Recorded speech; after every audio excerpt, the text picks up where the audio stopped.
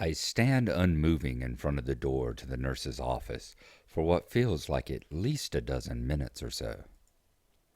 It's not like I never entered the small beige room before, nor is it because of any feeling of childlike anxiety over the visit. Maybe it's because the nurse's office is akin to a confessional, an admission that my body is flawed. The knowledge that such a fact is kept entirely confidential between the nurse and me hardly lessens the feeling. Remembering that the bell to signal the end of lunch break will sound soon, I give a sigh and open the door. The burden will stay with me just this while longer.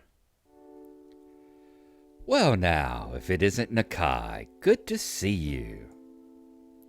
Or bad, I guess, considering that I'm a nurse. He gives a small laugh, amused at his little joke. I find his humor lacking and somewhat off, but the fact that he can make light of such a situation is perhaps comforting, or at least distracting. His brief episode of entertainment over, he claps his hands together and gets down to business. I take a seat as he gestures for me to do so. I wish the classrooms had seats this comfortable. I can feel my mind wandering as my eyes quickly scan the room, distracted by all the small changes since I last came. Alrighty, he says, so what brings you here? I haven't seen you often, so I assume your health's been good so far. Well, mostly, I answer. I see. His smile drops as I trail off. I feel slightly guilty about it.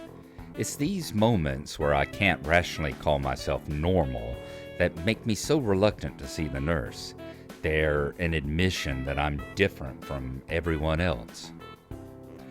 While I was on a trip during the long weekend, I had a few problems with my heart, I admit to him. He hums very seriously and nods as he does so, urging me to go on. I think it was as I was walking a fairly long distance. I think the right term for it is a heart flutter. I suddenly went weak at the knees and felt almost like I was having a small heart attack, but it passed in about half a minute. Even afterward, though, I felt pretty fatigued and nauseous. Not good, he says. Not good at all. That was how many days ago exactly? Did you do anything else unusual aside from exerting yourself before the episode? Were you taking your medication properly? The nurse switches from awkward jokester to serious health professional mode, rattling off questions, making notes, and calling up stuff on his computer. I tell him about forgetting to take my pills that morning and the preceding evening. It was a stupid thing to do, but I can't change anything about it now, except answer honestly and bite the bullet. His seriousness evolves into a frown, and the talk evolves into an instant checkup. I finish buttoning up my shirt and again get motioned to take a seat in front of the nurse. Is this the first heart problem you've had since coming to Yamaku? He asks. I've had short pains in my chest before, just a couple of times, but they were more discomfort than anything like this. He leans back in his chair, briefly resembling a white-coated Perot as he mulls over the mysterious case of the heart flutter. Moving his lips from side to side to show he's thinking, his non-existent mustache wiggling, he eventually comes to a conclusion. Well, you survived it. That's always on the plus side. I blink at this one, then notice the nurse wearing his got you face. It's actually somewhat reassuring. I don't think he would crack jokes if things were really serious, so I keep silent and take my lumps. I'll have a talk with your doctor, but right now I suspect it's simply due to physical exertion. Have you been keeping up with regular light exercise like I directed you to? I tell him, I make sure to walk a reasonable amount every day. It's usually enough to work up a bit of a sweat, but then again, I'm not really as fit as I used to be. That should be enough then, he answers. The main thing to keep in mind is to do regular, low-stress exercise, not short bursts of sprinting and such. I understand, I tell him. Since leaving the hospital, I've been a lot more focused on my studies, partly to take my mind off not being able to do more physical things. It's good to hear you're coping well. Sudden lifestyle changes can be hard at the best of times, so I'm pleased to hear that you sound like you have everything in order. Almost everything, that is. Nevertheless, I want to keep a close eye on you for a while, just for observation's sake, just to make sure things aren't going downhill, you understand. That's something I really didn't want to hear. Since coming to Yamaku, all I've wanted to do is live as normal a life as possible. Observation was one of the words I came to hate most during my hospital stay. For so long, I felt as if I could have just walked straight out of the hospital doors, if not for that observation the doctors wanted so dearly. Sure, I say. Should I come in more often? He checks the calendar next to his computer, which seems to inflict on him a nasty case of furrowed brow. He spins back towards me after that. The summer holidays are a bit of a pain, considering the timing. I'll check with your doctor to try and get a better handle on the situation, and see how he wants to proceed. But I think you should just take things slowly and carefully for now. What you're describing doesn't immediately sound like a recurring event, but it won't hurt to slow down a bit for a while, just to make sure. What should I do for today, I ask. He looks over my shoulder at a clock hanging over the door. I'd never have noticed it if it hadn't followed his gaze. It's nearly time for school to be over, so you may as well just leave early. He gives me a sly wink, making sure that I understand he's doing me a favor. Well, nurse's orders, I say. Thanks. That's what I'm here for, after all. I know you may not want to hear this, he continues, but you can't ignore your condition. Don't hesitate to see me if you have any further problems, or if you just have anything you want to ask. Bye. He spins around and gets back to typing on the computer in front of him. I suppose I'll just read before waiting for Lily by the gate, considering I don't have much else to do. Even as I leave, his words echo in my mind. My condition isn't something as limiting as many of the others here in Yamaku, and I don't want to burden Lily with thinking about it. If I just live life normally and avoid any short, sharp shocks, I should be okay. I won't let my condition rule me.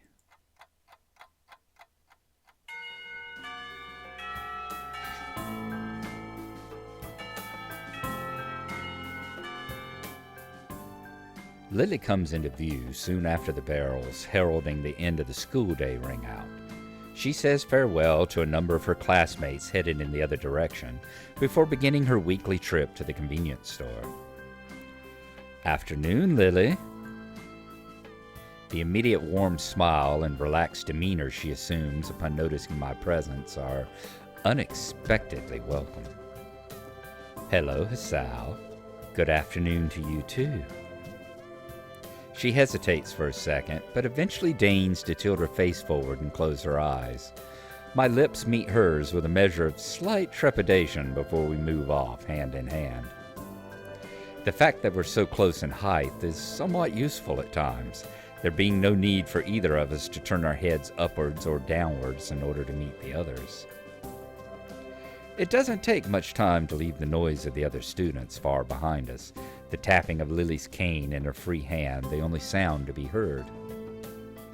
Silence, blissful silence, is all that greets us while we slowly walk in the setting sun's light. I think I'm coming to really like this town, I tell her. The huge green hilly expanse, the trees everywhere, the somewhat rustic little buildings. So you've come to appreciate the tranquility of it as well? I think so, I answer.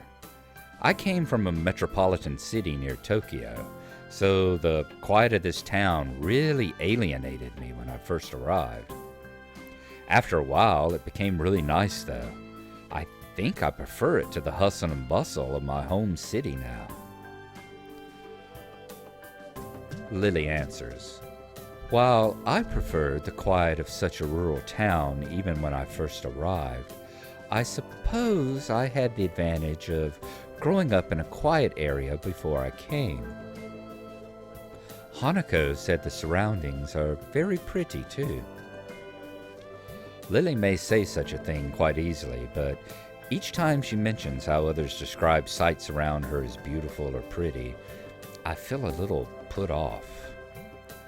I notice her expression becoming one of anticipation for some question or another.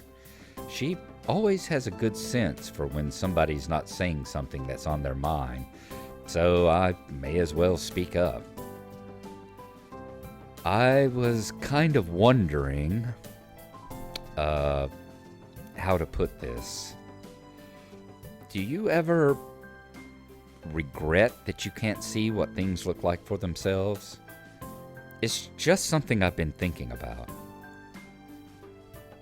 She thinks carefully for a time. Do you ever regret that you can't hear people whispering on the other side of a room? I can only speak for myself, but the fact that I can't see is the only way I've experienced life. Just as I cannot do something you can't do something that I'm capable of. The fact that the world is made for those who are sighted can be a pain sometimes, but there are many, many people who suffer much more than I because of the way the world is. That does make sense, I tell her, but still, it just feels kind of bad to describe something that you can't experience to you. She tilts her head quizzically as if I'd just said something that made very little sense at all. But I can experience it. You just said yourself that you like this area because of the way the surroundings are. I like this area for the very same reason. Thanks to the fact that this is a small rustic town surrounded by trees, it gives some peace and quiet away from the din at school and the bustle, not to mention the smells of the city. I suppose it would also be much like the home she shared with Akira as well. Her outlook on it seems pretty sensible, and I'm not surprised she's got a much better handle on her particular condition than I do on mine. Just like how her coming from a location somewhat similar to Yamaku's surroundings let her become more acclimated in a shorter time, being born blind affected her stance by her own admission. I should stop being so annoyed with myself over it, but I can't shake the feeling that I've depended on Lily far too much, given the circumstances most have had to deal with in Yamaku. That makes a lot of sense. You're pretty good at explaining, as always, I tell her. Come to think of it, where is Hanako anyway? She was with us for lunch. It seems she's busy studying, Lily says. The exams are far from over, and she says she wants to do better this year than the last. Well, while I admire her work ethic, I say, she's really been trying to give us a lot of room alone recently. She's that type of person, I think, Lily answers. The kind that puts others' needs above her own at every chance. She's a sweet girl, even though so much has hurt her in the past. I don't know. I feel like it's only now, when she's less close to me than ever, that she's truly finding herself. It was thanks to you that she began to become more confident after all, Lily says, not me. I take my hand from hers and gently place it on her head. The important thing is that you were there for her. I can't even imagine what she'd be like without having found someone like you. That much became obvious while you were in Scotland. We're all still friends, so we've just got to have faith in her. I think she'll become a good person, and that much is thanks to you for being there for her when she most needed it, just as you were there for me. It makes me feel a bit childish when you sound so wise, Lily says. Well, I try. Are you doing anything on the weekend by any chance? Nothing that comes to mind, she answers. Why? Then how about a date on Sunday? It'd be something to do besides exam preparation. Countering my rapidly beating heart, she simply smiles and nods. That would be lovely. Where would you like to go? Her face suddenly changes to one of disapproval. You can't do that, Hisao. That's cheating. Do what, I ask? A gentleman should never ask a lady where to have a date. Ah. Oh. Her smile quickly comes back, assuring me that she's far from serious. Don't worry about it. I'll think about where we could go. I'll leave it to you then. I promise to decide on the next date, though. With our plans for the weekend made, the rest of the walk down the hill continues in silence. The prospect of that lasting for any length of time, however, is shattered as I catch sight of a familiar figure waiting for us, her hand held high. Yo! Thank you, please come again, the storewoman says. The change in temperature as I step outside from the convenience store sends a chill up my spine. It feels like summer's starting to wind down. Looking to my side, the same feeling seems to affect Lily as well, though, unlike me, she doesn't manage to hide the fact. Something I didn't realize at first was how physically delicate she is, even compared to the likes of Hanako. If I had to describe her, I'd have to say that she reminds me of a China doll. Akira walks up behind her and gives a couple of hard pats on her shoulder, much to Lily's consternation. For a moment, she looks as envious of my status as an only child as I am of their close relationship.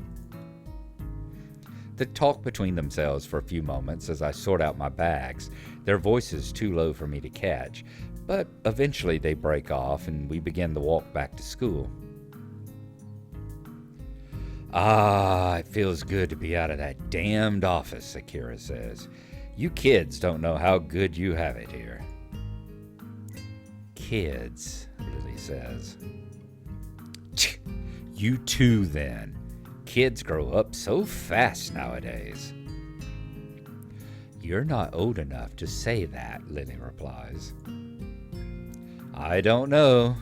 Being around Hideaki makes me feel damned old. He's so precocious, he reminds me of you when you were younger. He's a nice boy. It would be a shame if Shizune comes to have too much of an influence on him, Lily replies. Akira gives an amused snort at her sister's antipathy. She really doesn't seem to regard it as anything to make a serious fuss about, treating it more like a childhood spat. She looks over to me, apparently only just remembering that I'm here, and gives a small grin as she reaches toward her back pocket. What is it? I say. Just a sec, let me dig it out. After quite some difficulty, she manages to retrieve her black leather wallet from her back pocket, quickly fishing out what looks to be a folded square of paper. With Lily all but unaware of what's happening, Akira unfolds the scrap and hands it to me. An old photo of what looks to be a younger Lily and Shizune operating a noodle stall, with some other girl in the background. She looks vaguely familiar, but I can't quite pinpoint why. What is it, Akira? Lily asks. I think you know, she answers. Lily mulls this over for a few moments before realization dawns on her. Akira, you really needn't. It's fine, isn't it? Akira interrupts. Besides, it's like the only photo I have of you two since you entered Yamaku where you're not at each other's throats. I look back down to the photo in my hand. It does seem strange to see Lily and Shizune working together so diligently without any sign of animosity. If the photos of them during Yamaku's festival, that means it must have been taken 1 or 2 years ago. In other words, the time when they were both in the student council together. Who's the girl in the back? I asked. She looks kind of familiar. Ha!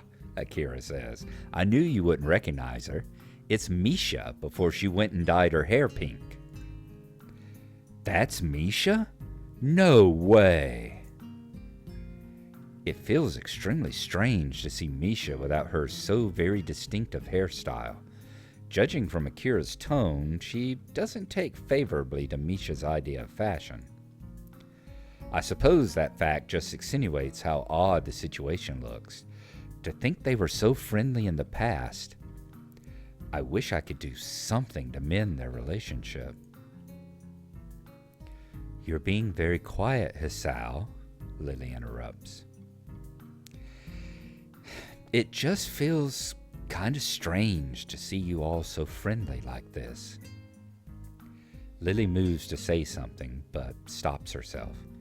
In the end, this isn't a matter for me. It's between Shizune and Lily and nobody else. Things change, she finally says. Unfortunately. I hand the photo back to Akira, who sighs as she folds it up and slides it back into her wallet. A little memory quietly hidden away to be pulled out again sometime later. Yeah, that they do, she says. Initially, I think Akira's reaction to be simply in response to the situation between Lily and Shizune, but she looks oddly glummed compared to what I expect. Lily's expression is clouded as well. What's wrong? I ask. It's just that I'll be going to Scotland fairly soon, Akira answers. You're leaving for Scotland again? For a long moment, Akira looks surprised. It's an ill-fitting expression for her. After a glance at Lily, she turns back to me as if she'd never done so. Yeah, in a couple of weeks, I'll be leaving for Inverness to work at the company's headquarters. It's a pretty big jump in corporate position, and it's not a chance that's going to come again. So Akira's going to leave Japan on what seems to be a permanent basis. I can't help feeling that my assumption that we could all happily while away our days while having fun in this isolated world is coming to an end. It's unsettling. I look at Lily, mildly surprised that she hasn't told me such a thing despite usually being so forthcoming. She continues to walk with her face fixedly pointed ahead. I can't read her expression, nor can I even guess what's going on in her mind, which is discomforting given how it's usually easy for me to do both. It reminds me of the time when we met at the Shanghai, just before what could be called our first date. At the time, all I could do was comfort her without knowing the cause, and now feels no different. As we finally reach the school dormitories once again, there's a somewhat awkward silence. I don't think I'm the only one who feels it. See you tomorrow then, Lily. Bye, Akira. Good night, Hisao. Sees ya. And with that, they walk into the female dormitories. Opening the door to the male dormitories, I stop and look back at them just moments before their figures disappear behind the heavy wooden door. That was a strange moment when Akira said she was leaving. While that wasn't the first time when my thoughts regarding my new life have been called into question, it's perhaps the first time to do it quite so profoundly. I still don't know what to make of Akira's reaction, much less of Lily's. The night's chill reminds me to get back to my room before I catch something, my bags pulling down on my arms with seemingly redoubled weight. If nothing else, I have a date with her set up for the weekend. I just need to stop overthinking stuff and get on with things as they are. The exams are still ongoing after all, and with the trimester's end and the summer holidays beginning soon, there'll be plenty to keep me busy for a while. As I give a yawn and I retreat inside, my thoughts turn to what Lily will decide to set as the location of our weekend rendezvous.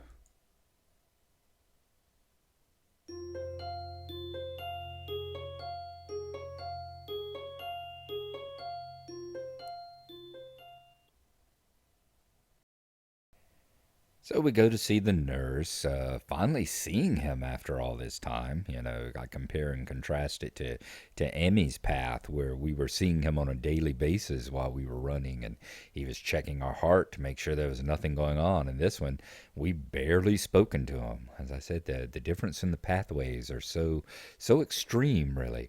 The other part of that being that he sits there and he talks about how we should, he asks, are we sure to get our light exertion exercise, walking and that kind of stuff, and seems to be happy with us, walking to town and back like an hour a day and that sort of thing, and says he thinks that would be good for us. He doesn't want us to do anything silly like sprinting and stuff like that, which entirely goes pretty much opposite of what we do during the Emmy's path. So as I said, the whole situations, as the stories go along, are quite different, being that they were written by five different people for the five different paths. They had a base to follow and all, but what they decided to do with the characters was their own.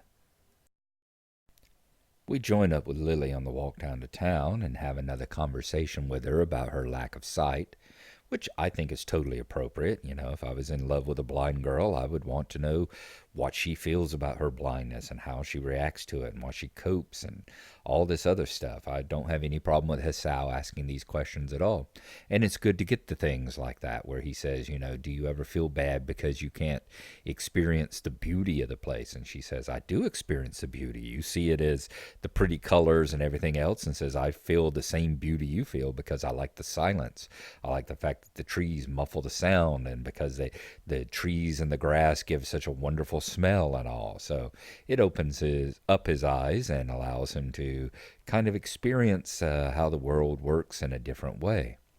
And then the two of them, he asks her if she wants to go out on a date, and she says, sure. Setting them up to have some plans for the weekend and setting up our next episode. But walking down the hill, they also get to talking about Hanako and why she didn't accompany them. And Lily says she's studying for exams and all, trying to do better than she is. And they discuss the fact that she's been giving them an awful lot of free time lately, really involved in her clubs and socializing with other people. And Lily puts a lot of the credit for that on Hisao, saying that it was being around Hisao and his influence that has opened her up to the fact that she doesn't just have to be friends with Lily, that there are other people out there worth knowing. As I've said before in the last episode, I believe it was, we discussed the fact that, in the forums, they've talked about the fact that Hisao is not the white knight. He doesn't magically swoop in and make these broken young ladies' lives better. Their lives are their lives. He doesn't magically mend them or anything. And the fact that for some of them, and in this case in particular, Hisao, her life is actually better and she is much more social when he is not dating her. His dating her actually kept her in her shell and kept the two of them just doing the introverted, hang out in the library and hang out in the tea room and play chess and read books kind of lifestyle.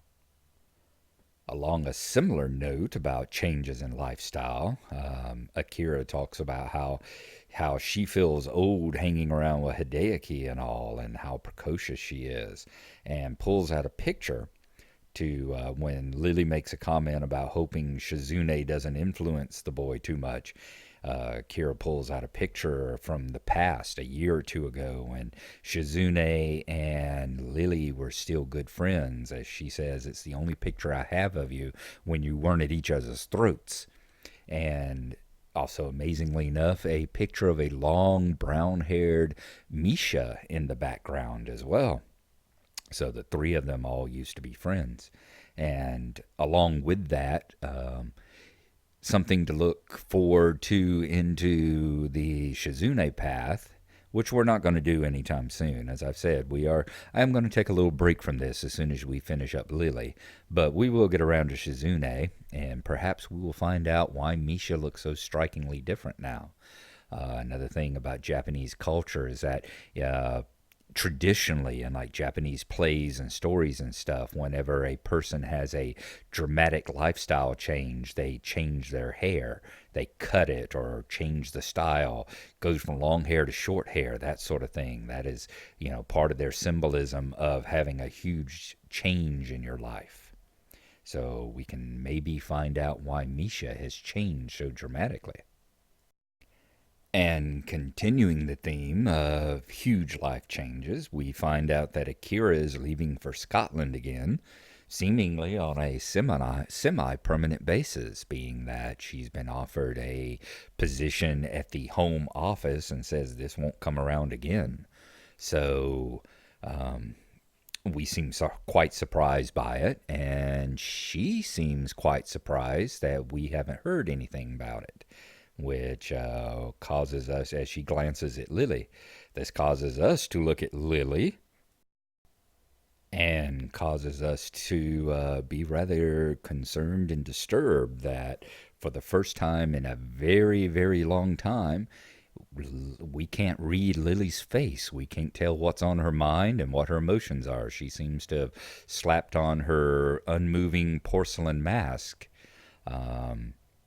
And just the general attitude, it continues going on. I'm talking about the awkward silence and everything. So something is definitely up in the air. And perhaps we will find out more when we get to the next episode.